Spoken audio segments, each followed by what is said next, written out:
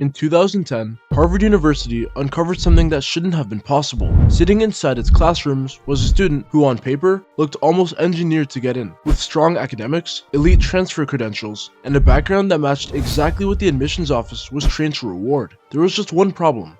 None of it was real. The transcripts were fake. The recommendation letters weren't written by professors. Parts of his academic history didn't even exist. And for nearly 2 years, no one noticed. His name was Adam Wheeler, and for a brief moment, he managed to do something thousands of applicants dream of every year. He got into Harvard. But to understand how he fooled one of the most selective universities in the world, you have to understand who Adam Wheeler really was.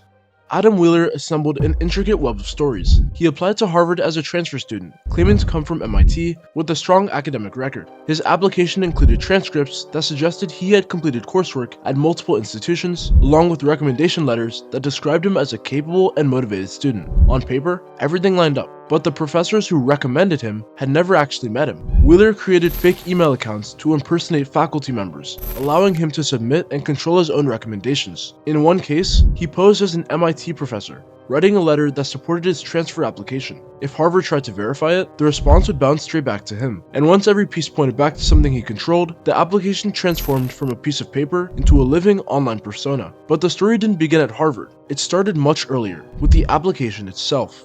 Wheeler first began by claiming to attend MIT, then set his sights to other elite schools. He applied to Harvard as a transfer student and was accepted, entering as a sophomore. From that point on, he didn't stop. He expanded the story. He enrolled in classes, participated academically, and continued reinforcing the identity he had crafted. And then it went even further. Wheeler began claiming achievements that went beyond coursework. He began competing for national academic prizes that regular students would never dare to attempt. At one point, he even claimed to be writing or working on multiple books at the same time, adding another layer to his profile. By the time he reached what would have been his senior year, Wheeler had almost graduated unscathed. He had access to Harvard's resources, financial aid, and academic environment, working as if nothing had happened over the past 4 years. But 2009 would be the year that Wheeler's joyride would be brought to light, because in September, he shot too high. He applied for the hardest scholarship in the country, the Rhodes Scholarship. With acceptance rates of 0.7%, the Rhodes and Fulbright scholarships require internal review, faculty evaluation, and close scrutiny of a student's academic record. During the review, a faculty member noticed subtle similarities between Wheeler's writing and that of another student's, and so they looked closer. The writing was compared line by line, and they were absolutely identical. It was this point that began the unraveling of Wheeler's identity. But when they finally opened his CV, it only got worse. At the top, it listed Harvard College with a 4.0 GPA as an English major, alongside cross-registration at Harvard's Graduate School of Arts and Sciences.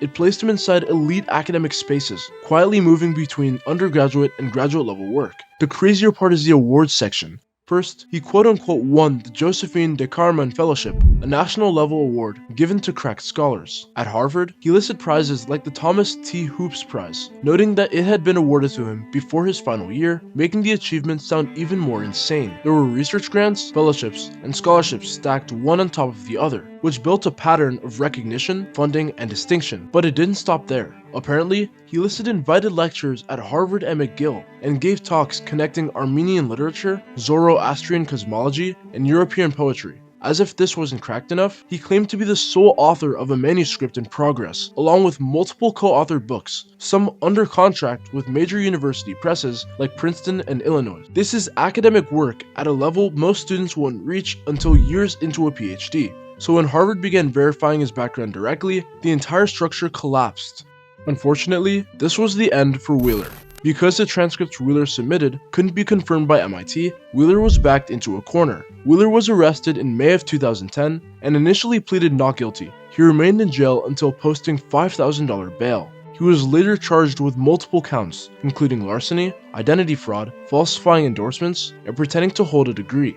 After pleading guilty to 20 misdemeanor and felony counts, he was sentenced to 10 years of probation. The final consequences were just as significant. Wheeler was ordered to pay over $45,000 in restitution to Harvard University. On top of that, he agreed to repay specific prize money he had received through plagiarized work, including $4,000 from the Hoops Prize, $2,000 from the Sargent Prize, and $8,000 from a Rockefeller Research grant. And when the dust settled, all that was left was the question of how it ever worked at all.